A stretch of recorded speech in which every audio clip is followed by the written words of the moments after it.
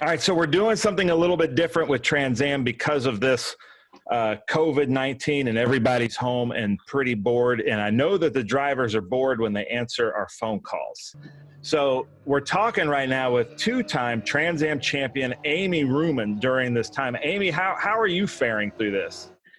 So far we're doing all right. Pleased to report that everyone in my family's safe and healthy so far, and everybody's just kind of hunkered down and waiting this thing out and praying for a better outcome for all those involved and praying for their families that have had tragedy so far. So it's just a really crazy time in our history, I guess. It's just really weird to be kind of stuck in your house and going a little stir crazy, but as long as everyone's healthy, we're blessed. So the 2020 season looked like for Trans Am it was going to start off with a bang. We had a great event at Sebring. You finished on the podium. We were live streaming all the events. It looked like everything was going to go pretty well. Was it going as planned for you so far?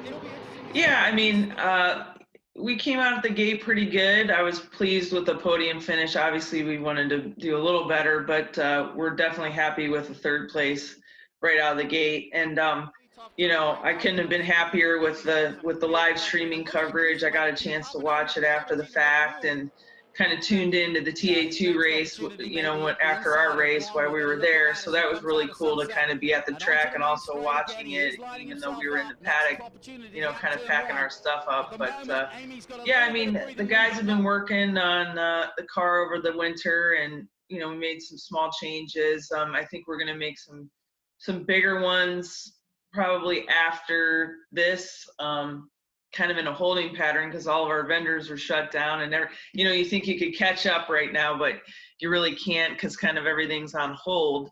So I think we're really trying to tweak our chassis still and get it going to run the faster pace that some of the other drivers are getting.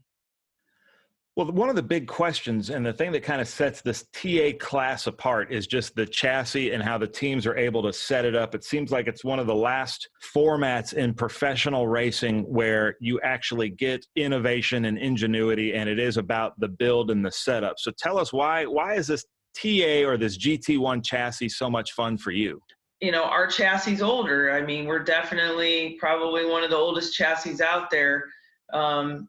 It was brand new in 2006. So even though I acquired this car in 2011, that chassis, we started running it full time in 2012. It is one of the older chassis. So I'm pretty much running up against everybody in the top.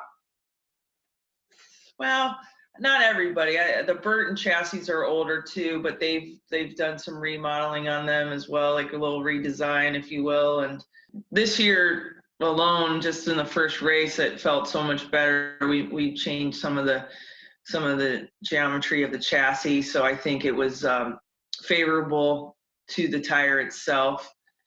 So, I mean, we have so much knowledge behind everything with my dad and Dave working on the setups that, we're honing in on it. But like I said, some of these other guys, Ernie and Dyson, they have, brand new cars. And I think, everyone's like, you got to get a new car, but not a ton of things have changed, but it's just this much. See, in Trans Am, this is how much you need to change to get a change. You can make big changes, of course, but if the guy in front of you has just this much more than you, then you're going to lose by this much. So if they figured one little thing out at one little track and you didn't figure it out yet, you might be a little slower than them. But it's interesting because we do have a lot of flexibility to change a lot of things in our class, which is nice. But we also don't have driver's aids like traction control,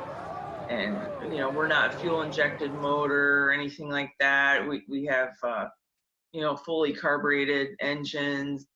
So we're kind of a little bit old school still. We and setups, camp, and I mean every race team does that as well. But But if you go in and you got too much rear bias or too much front brake bias, then you got to change that quickly. And so those types of things are fluent as you're driving out there. But you just hope that you have a good car, a good balanced car from the beginning of the race to the end. Some people are better in the beginning and they're terrible in the end, and vice versa. So we try to have a balanced car because the end of the race is what counts. Well, that's something I think a lot of people would be surprised about also is the last few years, this TA class has kind of blown up. You have Ernie Francis coming in, Chris Dyson, Burton doing 2 cars at some races, and a lot of big money has moved into this TA class. And your team, it's been the same people, and it's mom and dad and your mechanics, and it's just, I would say it's definitely like I'd consider you to be one of the biggest Trans Am racers, but of the biggest Trans Am racers, I think you're the most privateer. Explain that to people.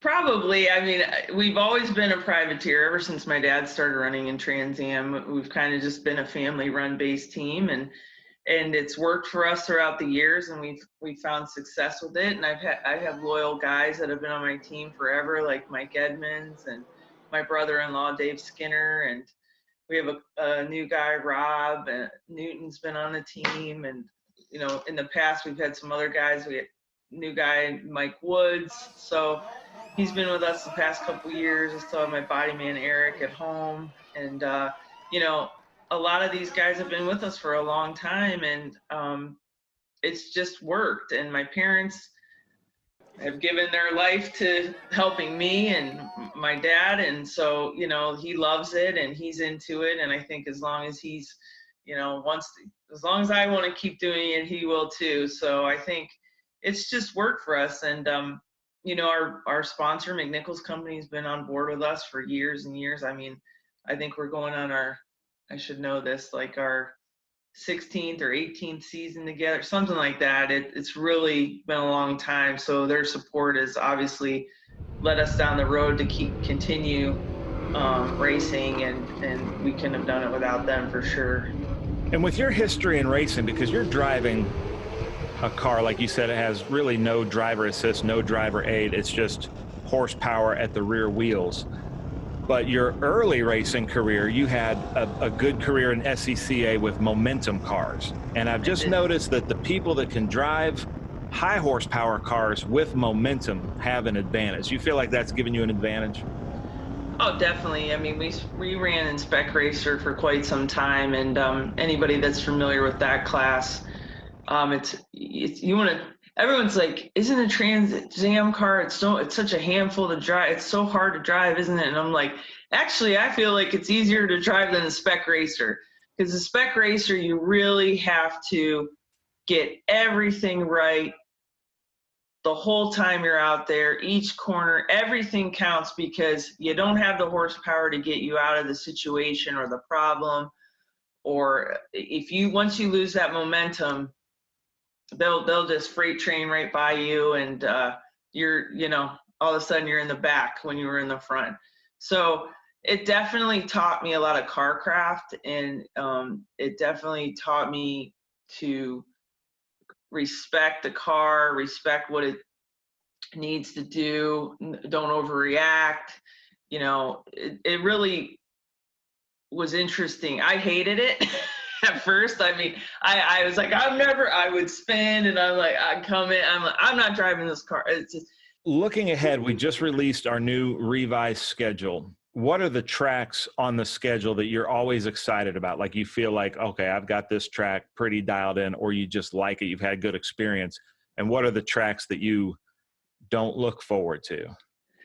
I was a little disappointed that we missed out on Road Atlanta. We've had some success there, and it was where my first TA win occurred. So I definitely like going there. Obviously, most everybody's always asked me what my favorite track is. Everyone knows the answer to that is Watkins Glen. It's just a classic track. I love the uphill S's. It's a challenging track too. I love where it's at. I think it's a beautiful track. They do a wonderful job of upkeep. But the president is a great guy, and I just think, I don't know, I've just always really liked it there. It took me a long time to win there, but I finally did, and it was snowing when I did, so that was an interesting Trans Am win. It was snowing the last 5 laps, and that was really fun. But least favorite, I don't know. I probably shouldn't advertise my least favorites. I don't know. I think all the tracks on our schedule are the top tier road racing tracks in the U.S., so I can't complain about our schedule. It's going to be a little different now. How long it's going into December, that's a little iffy, but we'll see. I think we all have to just wait and see what's going to pan out here with what's going on in the country, and kind of sit tight and just hope for the best. Sebring, green flag. You and Adam seem to come as close as you can possibly come. What was going on there? Was that you or was that Adam? Well, I had a little bit of a jump on Ernie at the beginning. I actually had him, but he went so deep with those brakes into one, and I was on the outside, and everybody knows that that's a little uncomfortable there. So I kind of, I had to sort of give on the spot. I didn't want to take myself out right at the beginning, and I was trying to, I mean, I might have been able to stay on the outside, but when you have Adam Andretti on your inside and Ernie, and then everybody else is coming, you're like, maybe I should. So I kind of, you know, threw out the anchor, if you will, not let Ernie get by, but Ernie got by, and then I kind of was trying to get in there and just nudge right in behind Ernie, which I think I successfully did. And sometimes level heads prevail. I try to be level-headed about some things. I'm not saying adrenaline. Now, if that was a restart with 5 laps to go, it would have been a different situation. But, you know, lap 1, turn 1, race 1 of the season, I'm cool with not leading the first lap or, you know, losing a spot or two on the start. I'm okay with that. A lot of guys aren't. They get crazy, but I'm not like that. It's probably the difference between men and women sometimes. Yeah. We're a little smarter. So one thing I love about Amy Ruman, you've done a very good job of cultivating a fan base. And whenever we post things to social media, who's your favorite driver, Amy Ruman's always in there. So for the new fans, how do they find you? Where do you want to send them to social media and build an even bigger Amy army? You can follow us on Facebook at Ruman Racing. That's the team page. There's also an Amy Ruman official fan page. And Instagram is Ruman Racing. Twitter is Ruman Racing, and I have Amy Ruman. But I try to, most of our stuff goes out on the team pages. And let's see, where else? The website, rumanracing.com. You know, and Trans Am obviously gives us a lot of press, so we appreciate that. But make sure you guys check out mcnichols.com for all your needs, and also cornertech.com is a new sponsor this year on the car. They're the CNC machine shop in Florida based, so if you need specialty parts, they're your people. But we will see you for the whole 2020 revised schedule Trans Am season? I mean, that's the game plan here. So we'll see what happens. And, you know, our commitment obviously is to run the series. So we're going to try to make them all unless something arises that's out of my control. Sweet. Well, Amy, thank you so much. And we'll see you in the 2020 season. You're welcome. Thanks for having me. I appreciate it. Take care and stay healthy, everybody out there. Stay home. Stay safe.